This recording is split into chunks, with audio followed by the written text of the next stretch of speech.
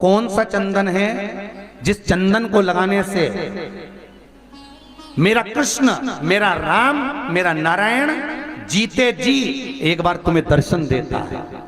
कौन सा चंदन? बोलो, जम के बोलो। गोपी चंदन।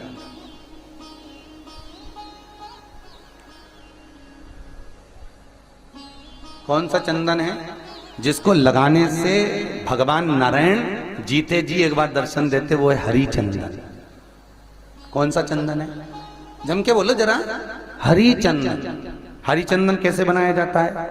जैसे चंदन को पत्थर पर घिसते हैं और भगवान को लगाते हैं, उसी तरह तुम्हारे घर की तुलसी जब सूख जाती है, उसकी नीचे से जो जड़ निकलती है उसको धोकर काट कर उसको पत्थर पर घिस कर भगवान को जो चंदन लगाया जाता है वो हरि चंदन कहलाता है। और वो हरि चंदन भगवान से मिला देता है मनुष्य को। हम कई लोगों से कहते हैं, अगर तुम अदालत में केस लड़ने जा रहे हो, तुम्हारे ऊपर कोई केस चल रहा है, कोई व्यक्ति से तुम्हारा काम निकलवाना है, कोई व्यक्ति तुम्हारा काम नहीं कर रहा, किसी जगह पर तुम्हारी फाइल लड़ी हुई है, वो कार्य सफल नहीं हो रहा, किसी जगह पर कोई काम अटक गया, वो सफल नहीं हो रहा, तो अपने घर की सूखी हुई तुलसी को पत्थर पर घिस कर चंदन बनाकर भगवान को लगाकर, खुद लगाकर उस काम के लिए जाइए, महाराज कार्य सफल होगा।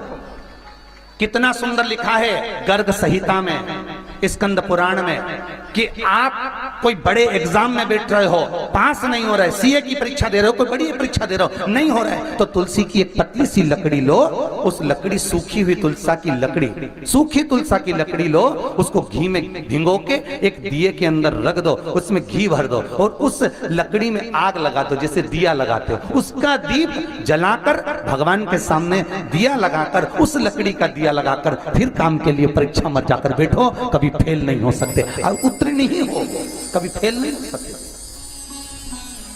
वो हरि दीप है, वो हरि चंदन है, भगवान के मिलन का बिंदु है, भगवान की प्रियता ही उसमें, प्रियता। आया समय,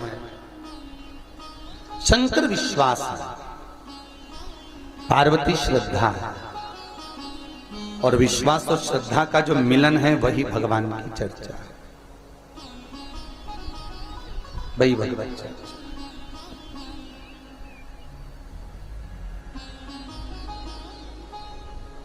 भगवान से केवल एक मिलन की आस हो महाराज, मिलन की।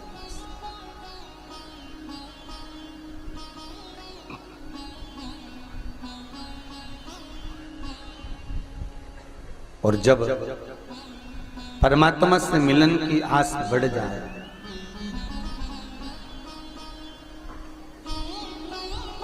तब जीवन सार्थक हो।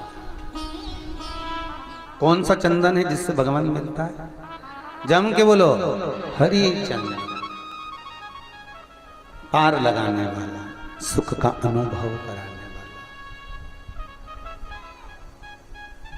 कुछ नहीं घटेगा, गले में तुलसी की माला रहेगी तो यमराज भी छोड़कर चले जाएगा, कहेगा ये भगवान के गण है भैया, भगवान ही जाने इनको।